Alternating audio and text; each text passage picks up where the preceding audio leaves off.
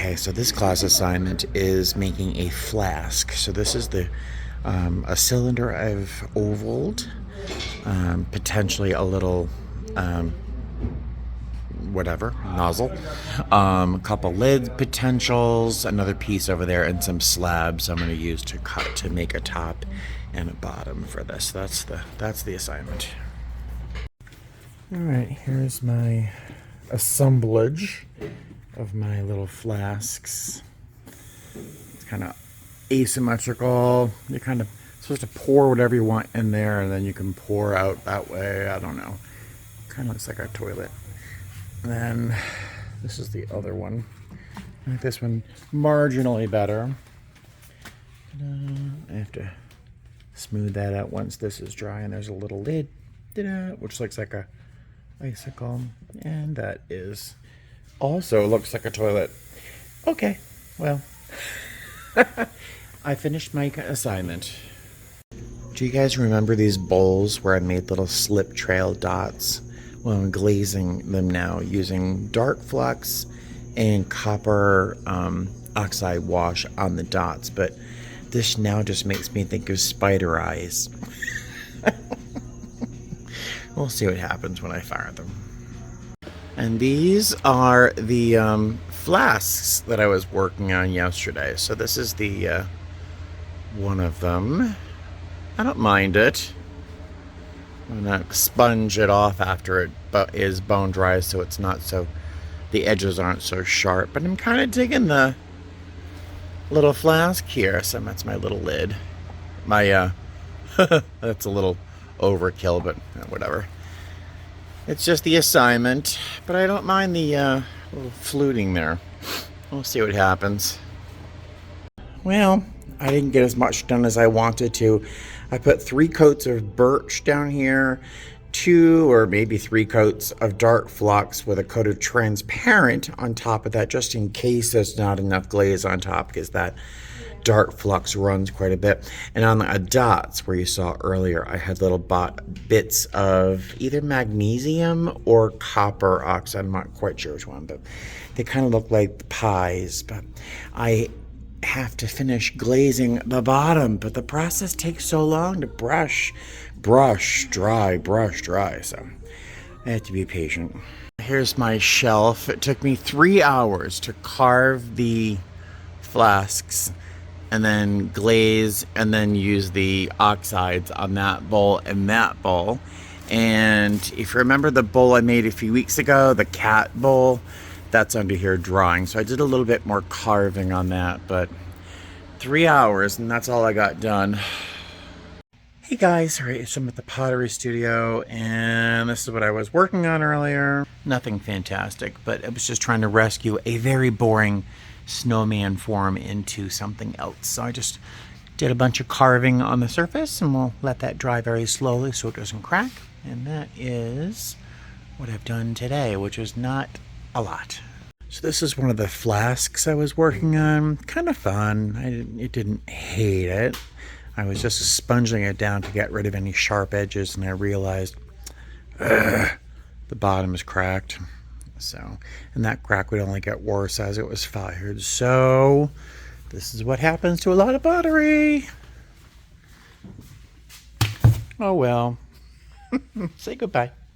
Hey guys, I'm at the studio, and those bowls I made like 5 months ago finally got fired. And that's one of the bowls. You can see the slip trailing, the little dots turned out nicely. But the glaze pooled on the bottom and it kind of got pinhole. Can you see that? But it's a nice bowl. I'll use it. It's a good bowl. And the other one, which is a better shape because I like it deep, also turned out nicely with the slip trailing. But look at the pinholing. Look at that.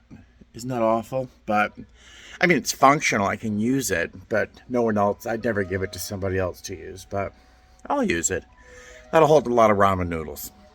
So this week's assignment in the Pottery studio is to make 6 cereal bowls that are identical. And you can see that I am not, I'm not successful. I threw 3 today. I'm going to throw the other 3 tomorrow. And then, yeah, I like that one. That's horrible. And then, well, that's not any better. But I have to throw 3 more, and then I can decorate them. All right, so in the daylight, these didn't turn out half bad. The pinholing in the bottom is a little unattractive, but I'll still eat out of it. It's a fine bowl.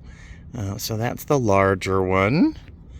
And that's the smaller one. This one's actually quite pretty. The top looks almost opalescent. It's pretty. And the pinholing isn't quite as bad in the middle there, but it's a cute bowl. And they accidentally nest.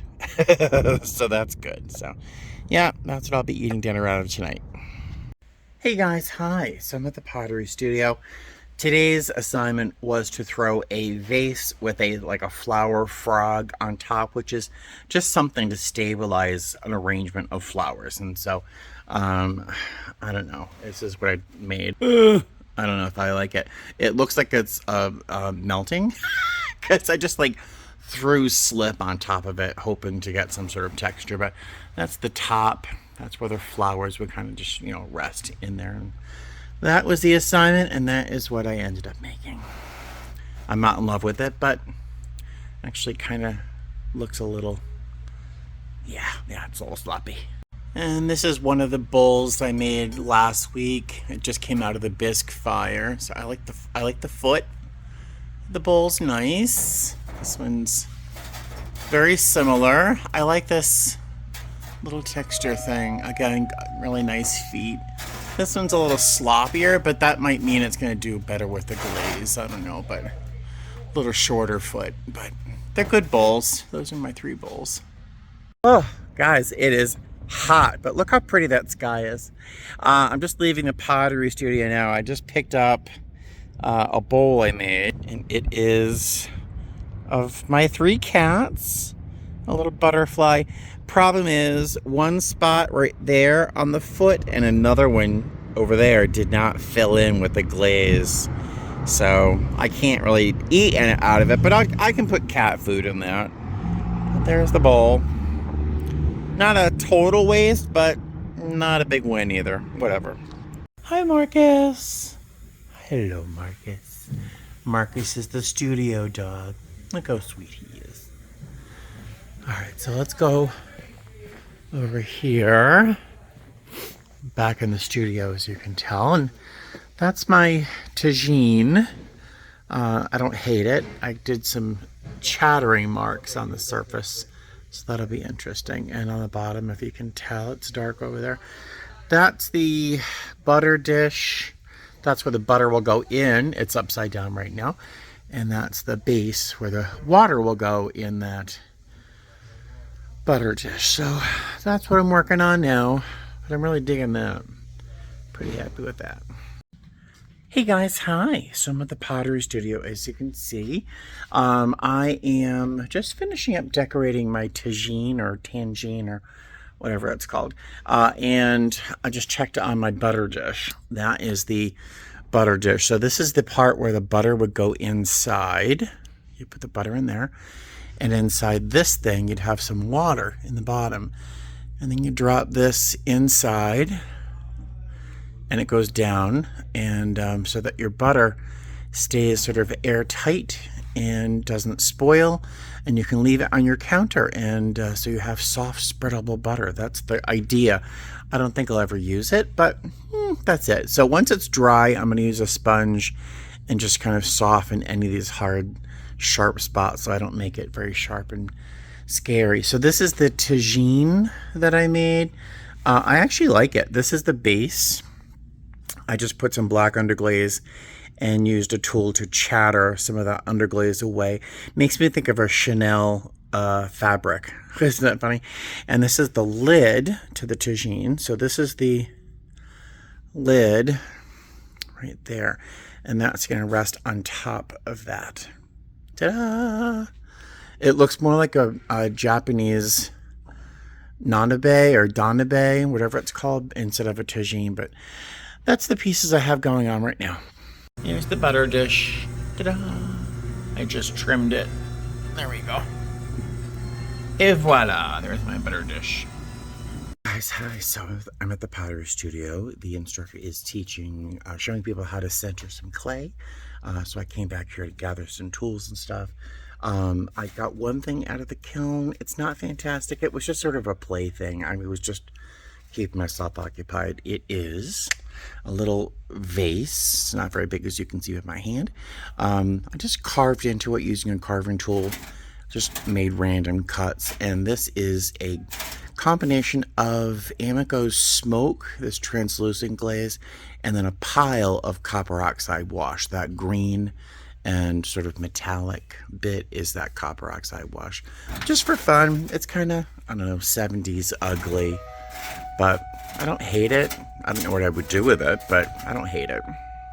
All right, so the assignment was a 4-pound bowl. And